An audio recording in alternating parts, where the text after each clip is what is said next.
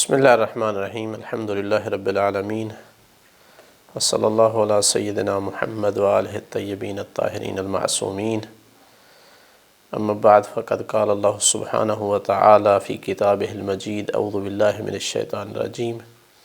شہر رمضان الذی انزل فیہ القرآن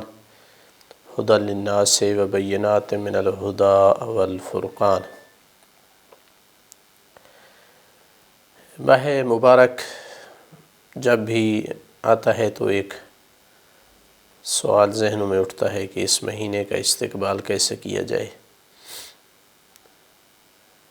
کیا طریقہ اختیار کیا جائے کہ یہ ماہ مبارک جب ہم سے جدا ہو تو یہ ہم سے راضی ہو، جب یہ ہم سے جدا ہو تو ہم نے اس سے کم حق کا استفادہ کیا ہو۔ دیکھیں، کسی بھی چیز کا استقبال کرنے کے لیے پہلے اس کی معرفت کا ہونا ضروری ہے۔ ضروری ہے کہ انسان جانتا ہو کہ اس ہستی کا، اس چیز کا مقام کیا ہے، اس کی عظمت کیا ہے، تاکہ اس کے مطابق انسان تیاری کرے، اس کا استقبال کرے۔ لہٰذا اگر ماہ رمضان کا ہم استقبال کرنا چاہتے ہیں، جو اس کی شان ہے اس کے مطابق کرنا چاہتے ہیں، تو پہلے ماہ رمضان کی عظمت کو سمجھنا ہوگا، اس کی معرفت حاصل کرنا ہوگی۔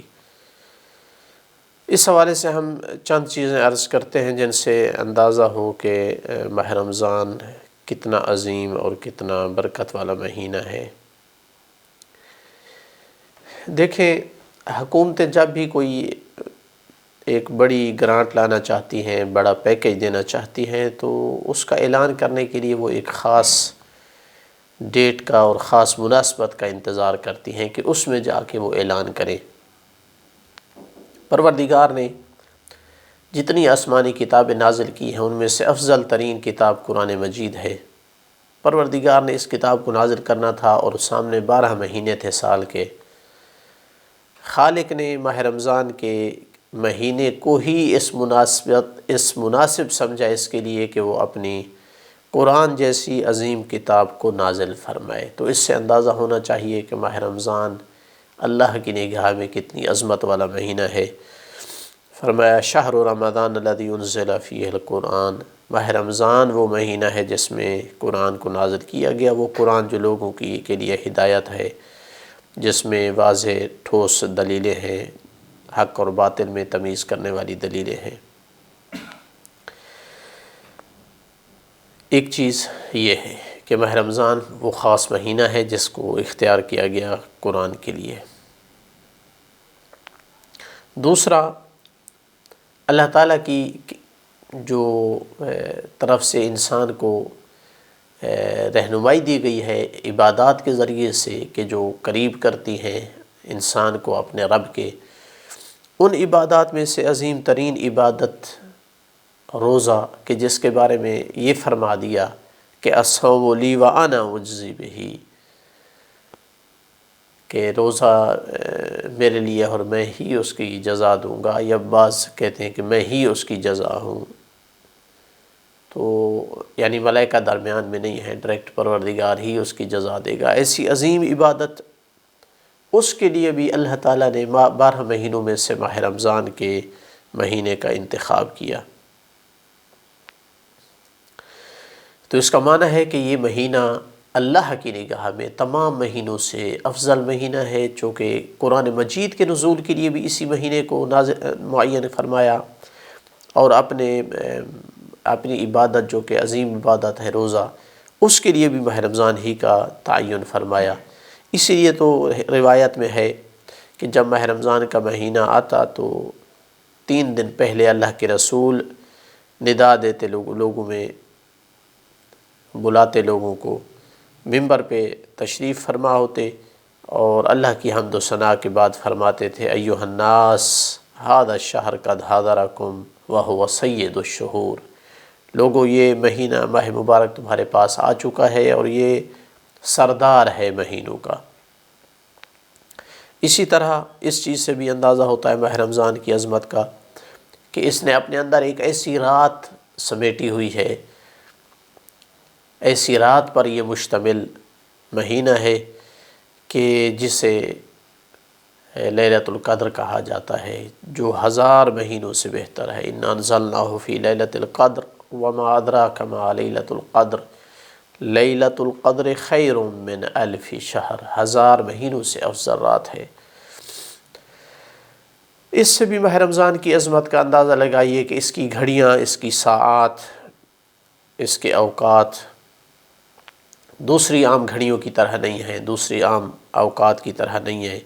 اس لیے کہ اس کی گھڑیوں میں، اس کے لحظات میں، اس کے اوقات میں بہت زیادہ برکت ہے۔ اللہ کے رسول نے فرمایا ان شہر رمضان شہر عظیم، عظیم مہینہ ہے، یضاعف اللہ فی الحسنات، اللہ اس میں بھلائیوں کو، نیکیوں کو کئی گنا کر دیتا ہے۔ وہی نیکی آپ عام مہینے میں کریں تو ایک معین حد تک ثواب ہے، لیکن ماہ رمضان میں کریں گے تو کئی گنا زیادہ ثواب ہے، برائیوں کو مٹا دیتا ہے، درجات کو بلند فرماتا ہے۔ تو اس کا مطلب ہے کہ یہ عام مہینوں کی طرف نہیں ہے، اس لیے فرمایا ان شہرکم ھذا لیس کالشہور اذا اقبل الیکم اقبل بالبرکۃ والرحمہ، یہ عام مہینوں کی طرح نہیں ہے، جب آتا ہے تو برکت لے کر کے آتا ہے، رحمت لے کر کے آتا ہے۔ روایت میں ہے کہ خطبہ دیتے ہوئے اللہ کے رسول نے فرمایا کہ تمہارے پاس ایسا مہینہ آیا ہے جو افضل الشہور ہے،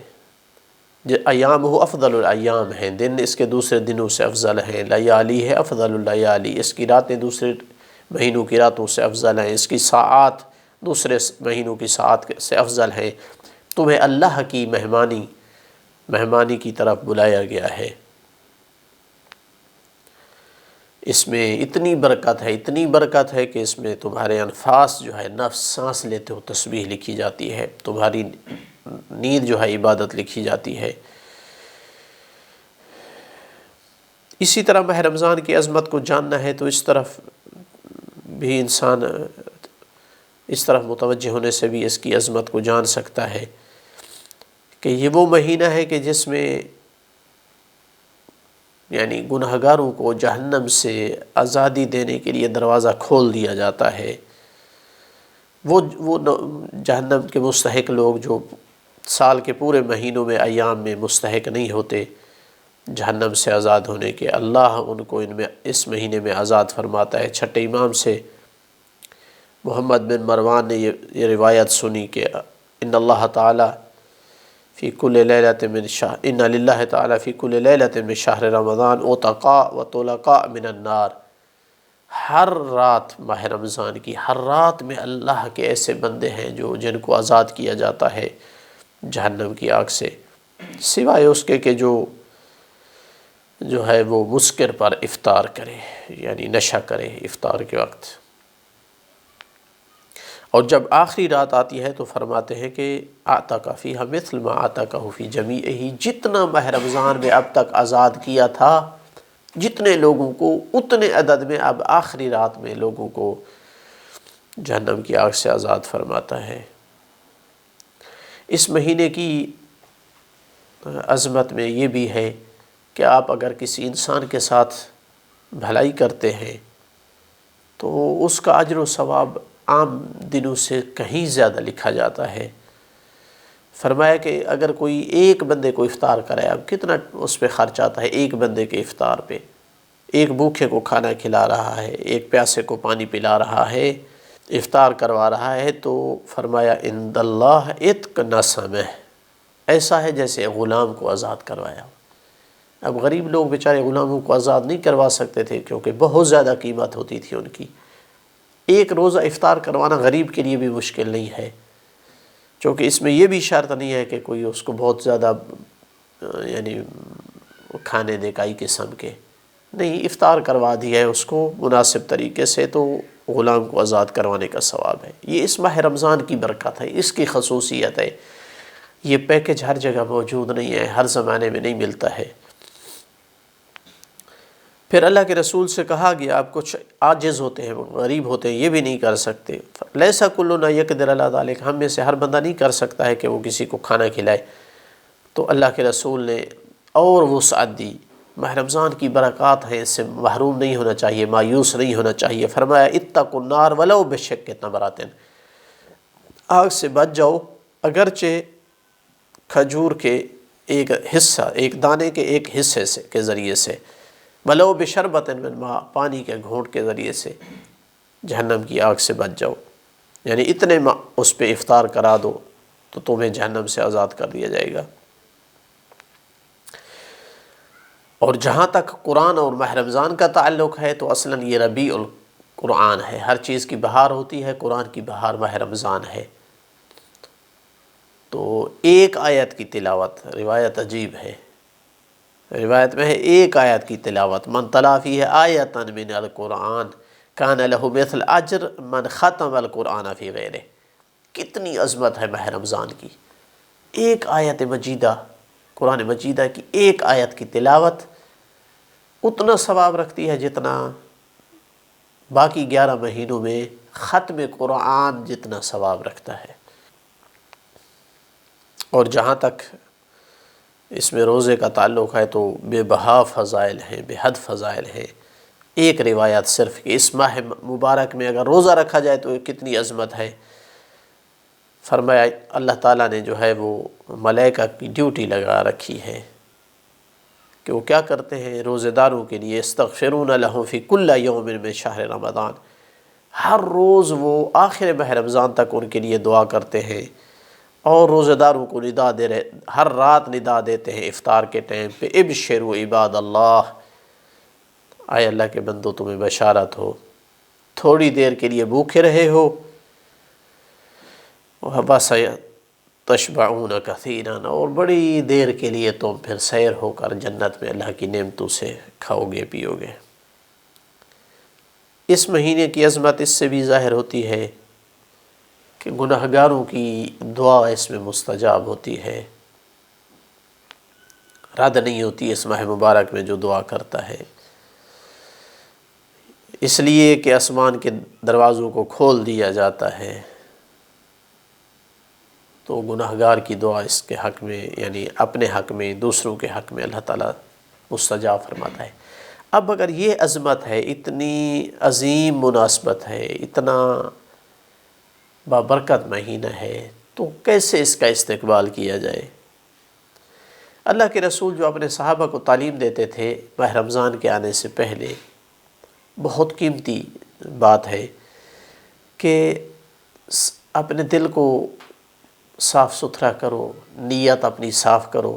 کہ ماہ رمضان سے ہم نے فائدہ اٹھانا ہے، ماہ رمضان کے روزے رکھنے ہیں۔ اس سچی نیت اور سچے دل کے ساتھ اللہ سے دعا کرو کہ اس بابرکت مہینے سے تمہیں استفادہ کرنے کی توفیق دے۔ ماہ رمضان آنے سے پہلے یہ نیت کر لو، یہ دعا مانگنا شروع ہو جاؤ، شعبان کے آخری دن ہوں کہ تم اللہ سے رو رو کر دعا مانگ رہے ہو، گڑ گڑا کر دعا مانگ رہے ہو کہ میرا اللہ یہ تیرا مہینہ جس میں ہم تیرے مہمان بننے والے ہیں، ایسا نہ ہو کہ یہ آئے اور چلا جائے اور میں محروم رہ جاؤں، خدایا مجھے اس سے استفادہ کی توفیق دے۔ امام محمد باقر علیہ السلام فرماتے ہیں کہ اللہ کے رسول نے فرمایا اس وقت کہ جب وہ ماہ رمضان کے ہلال کی طرف، چاند کی طرف دیکھ رہے تھے، اللہم احلہ علینا بالامن والایمان والسلامت والاسلام والعافیت المجللہ، پروردگار اس ماہ مبارک کو لے ہمارے پاس اس حالت میں کہ ہم امن میں ہوں، ایمان میں ہوں، سلامت میں ہوں، اسلام میں ہوں، رزق واسع ہو ہمارا، بیماریوں کو ہم سے دور کر دے، قرآن مجید کی ہمیں توفیق دے، مدد دے ہمیں کہ ہم روزے رکھ سکیں، نماز قائم کر سکیں۔ پروردگار ہمیں ماہ رمضان کی کہ اس بابرکت مہینے میں سلامتی عطا فرما، تاکہ ماہ رمضان جب ہم سے دور ہو تو تو ہمیں بخش چکا ہو۔ تو یہ دعا مانگنا۔ دوسری چیز کہ انسان ماہ رمضان کے آنے سے پہلے خوش ہو، اس کی استقبال کے لیے اس سے محبت کرے۔ ائمہ علیہ الصلوۃ سے لگتا ہے ایسے جیسے انتہائی عزیز اور پیارے مہمان کی انتظار ہوتی تھی، ایسے ماہ رمضان کے لیے خوش ہوتے تھے۔ ماہ رمضان اتنا ہی کسی کے لیے بابرکت بن کر آتا ہے جتنا وہ دل سے اس کو ویلکم کہتا ہے، جتنا دل سے اس کی انتظار کرتا ہے۔ اور اسی طرح جب جدا ہوتا ہے تو ائمہ معصومین علیہ الصلوۃ ایسے گریہ کرتے تھے اس کی جدائی پر جیسے ایک انتہائی عزیز اور مخلص قریبی دوست کوئی ہمیشہ کے لیے جدا ہو کے جا رہا ہو۔ تو جو جتنا اس کو دل سے قبول کرے گا اتنا اس سے استفادہ کرے گا۔ لیکن اگر کسی کا دل تنگ ہو ماہ رمضان کے آنے سے تو ظاہر ہے وہ پھر ماہ رمضان سے وہ فائدہ نہیں اٹھا سکتا ہے۔ اسی طرح استقبال میں ایک یہ کام کرے کہ اپنے مال میں سے کچھ بچا کے رکھنا شروع کر دے شعبان سے، رجب سے، تاکہ ماہ رمضان میں خرچ کرے، اس کو اہل ویال کو افطار کروا سکے، دوسروں کو افطار کروا سکے، مستحقین کو صدقہ دے، تاکہ چونکہ اس میں صدقے کا بہت زیادہ ثواب ہے۔ اللہ کے رسول جب ماہ رمضان داخل ہوتا تھا تو ہر اسیر کو آزاد کر دیتے تھے اور ہر سائل کو دیتے تھے، کسی کو خالی نہیں واپس کرتے تھے۔ تو صدقے کا عظیم ثواب ہے اس مہینے میں۔ تو لہٰذا اتنا ایک انسان کے پاس ہو کہ انسان جو ہے اس میں من تصدق فی ھذا الشہر بصدقۃ غفر اللہ لہ، جس نے تھوڑا سا بھی معمولی سا بھی صدقہ دیا تو اللہ اس کو بخش دیتا ہے۔ تو صدقہ بھی دے سکے، لوگوں کو افطار بھی کروا سکے، اپنے بچوں کو، گھر والوں کو افطار دے سکے۔ اسی طرح اپنے اخلاق بہتر بنانا شروع کر دے، ابھی سے شعبان ہی سے اپنے آپ کو کنٹرول کرنا شروع کرے، تاکہ ایسا نہ ہو کہ کوئی ایسی اخلاقی برائی اس میں رہ جائے، جیسے غیبت ہے، گالی ہے، اہانت ہے، گانا سننا ہے، اس طرح کی کوئی نامحرم کے ساتھ چیٹنگ ہے، کوئی بھی ایسی اخلاقی برائی جو اس میں ہے ان کو چھوڑنا شروع کر دے، ختم کر دے ان کو۔ ورنہ ایسا ہو سکتا ہے کہ ماہ رمضان میں روزے بھی رکھے، افطار بھی کروائے، لیکن ہو سکتا ہے کہ اس کی کوئی عبادت قبول نہ ہو، چونکہ تقوی کی شرط پر عبادت قبول ہوتی ہے، انما یتقبل اللہ من المتقین۔ تو ان اخلاقی برائیوں سے اپنی جان چھڑا لے ماہ رمضان کے آنے سے پہلے۔ اسی لیے اللہ کے رسول فرماتے تھے ایھا الناس من حسن منکم فی ھذا الشہر خلقہ، جس کے اخلاق اچھے ہو گئے اس شہر میں، کان لہ جوازا علی الصراط، تو وہ آرام سے پل صراط کو عبور کرے گا، کہ جس دن پل صراط پر کئی لوگوں کے قدم پھسل رہے ہوں گے۔ ومن کف فیہ شرہ، لوگوں سے اپنے ہاتھ کو، اپنے شر کو جو روک لیتا ہے، کوئی اخلاقی برائی ایسی نہیں ہے جس کے ذریعے سے لوگوں کو اذیت کرے، کسی کی عزت، کسی کے مال، کسی کی اہانت، اس طرح کی کوئی نہیں کرتا ہے۔ کف اللہ فیہ غضبہ یوم یلقاہ، اللہ اس دن اس سے اپنے غضب کو روک لے گا کہ جس دن وہ اللہ کی ملاقات کرے گا۔ تو افضل الاعمال میں سے اس مہینے کے ہم بعض دفعہ زیادہ تلاوت قرآن اور زیادہ دعا اور زیادہ ان کو سمجھتے ہیں کہ افضل اعمال ہیں، وہ درست ہیں، کرنے چاہیے، اس کو بھی انشاءاللہ عرض کرتا ہوں۔ لیکن امیر المومنین علیہ الصلوۃ والسلام فرماتے ہیں کہ میں نے اللہ کے رسول سے پوچھا تھا اب ما افضل الاعمال فی ھذا الشہر، یا رسول اللہ افضل ترین عمل اس مہینے میں کیا ہے؟ قال یا ابا الحسن افضل الاعمال فی ھذا الشہر الورع عن محارم اللہ، اے ابا الحسن اس مہینے میں افضل ترین عمل یہ ہے کہ تو اللہ کی حرام کردہ چیزوں سے محفوظ رہ جائے، جھوٹ نہ بولے، غیبت نہ کرے، گالی نہ دے، حرام نہ کھائے، کسی کو اذیت نہ دے۔ تو لہٰذا ضروری ہے کہ شعبان سے ہی توبہ کرنا شروع کر دے، انسان ان گناہوں سے جان چھڑانا شروع کر دے۔ اللہ نہ کرے میرے یا آپ کے اندر کوئی ایسی برائی ہو جو ماہ رمضان کی ان تمام برکات سے ہمیں محروم کر دے۔ اسی طرح استقبال ماہ رمضان کے حوالے سے ضروری ہے کہ انسان اپنے شیڈول کو مرتب کرے، اپنے اوقات کار کو بھی، اپنے سفروں کو بھی۔ اگر سفر پہ نکلتا ہے تو کوشش کرے شیڈول ایسا بنائے کہ شعبان میں زیادہ کر لے یا شوال میں، ایسا نہ ہو کہ کثرت سفر کی وجہ سے بہت زیادہ روزے اس کے قصر ہو جائیں اور ماہ رمضان کی اس عظیم برکت سے محروم ہو جائے۔ اسی طرح اپنے اوقات کار کا شیڈول ایسے طے کرے کہ کام اپنا کم کر لے، زیادہ فرصت حاصل کرے دعا کے لیے، استغفار کے لیے، تلاوت قرآن کے لیے، اور رات کو جلدی سوئے تاکہ صبح جلدی اٹھ سکے۔ تو لہٰذا عام دنوں میں چاہے وہ رات کو دیر سے سوتا ہے یا عام دنوں میں وہ فرض کیا 14 گھنٹے کام کرتا ہے، کوشش کرے کہ ماہ رمضان میں 10 گھنٹے پہ لے آئے، 8 گھنٹے پہ لے آئے، 6 گھنٹے پہ لے آئے۔ کوشش کرے رات کو جلدی سوئے تاکہ کچھ فرصت بچے اس کے لیے، دعائیں پڑھ سکے، اس میں تلاوت قرآن کر سکے، چونکہ ماہ رمضان میں دعا مستجاب ہوتی ہے۔ حج کی دعا کا بہت زیادہ ذکر ہے، مغفرت ذنوب کی دعا کا بہت زیادہ ذکر ہے، عافیت کی دعا، بہت ساری دعائیں ہیں مفاتیح الجنان میں لکھی ہوئی ہیں۔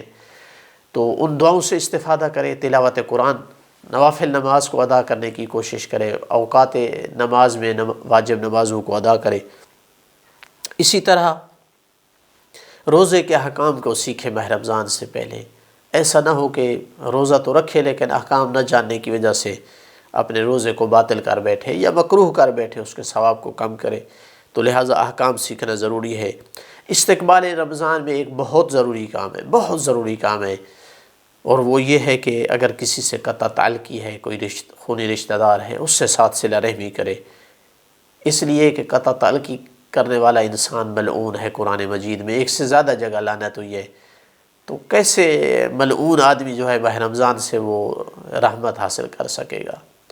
تو لہٰذا قطع تعلقی ختم کرے، کسی مومن پر، دوست پر زیادتی ہے تو معاف کرے، معافی مانگے اس سے، اگر کسی کا کوئی حق ہے تو اس کو واپس پلٹا دے۔ لہٰذا ماہ رمضان سے استفادہ کرنا ہے تو ایسا نہ ہو کہ کوئی مومن کا حق اس کے پاس ہو، کسی پہ اس کی زیادتی ہو۔ اسی طرح ماہ رمضان کے استقبال میں ضروری ہے کہ انسان وہ کتابیں کہ جو اس ماہ رمضان کے ایام کو اچھی طرح گزارنے میں مددگار ہیں، ان کو اپنے پاس لے خرید لے۔ جیسے ترجمے والا قرآن ہے، آسان ترجمے والا قرآن ہے، جیسے مفاتیح الجنان ہے، جیسے صحیفہ کاملہ ہے، ان کتابوں سے خوب مدد لی جا سکتی ہے ماہ رمضان میں زیادہ سے زیادہ ثواب کمانے کے لیے۔ قرآن مجید کی تلاوت کرے گا، تدبر کرے گا، غور و فکر کرے گا، ایک ایک آیت کا ختم قرآن کا ثواب لکھا جائے گا۔ مفاتیح الجنان کی دعائیں پڑھے گا ترجمے کے ساتھ، خشوع و خضوع کے ساتھ، جو مانگے گا، اس لیے کہ دعا چابی ہے اللہ کے خزانوں کو کھولنے کے لیے۔ تو جو چیز چاہیے چابی لگاتا جائے گا اور اللہ کے خزانے کو کھولتا جائے گا۔ اسی طرح استقبال ماہ رمضان کے لیے ضروری ہے کہ پریکٹس کرے کم کھانے کی۔ عام طور پہ لوگ زیادہ سوچتے ہیں کہ کیا کیا چیزیں جمع کریں تاکہ ہم خوب افطار کر سکیں اور سحر کر سکیں۔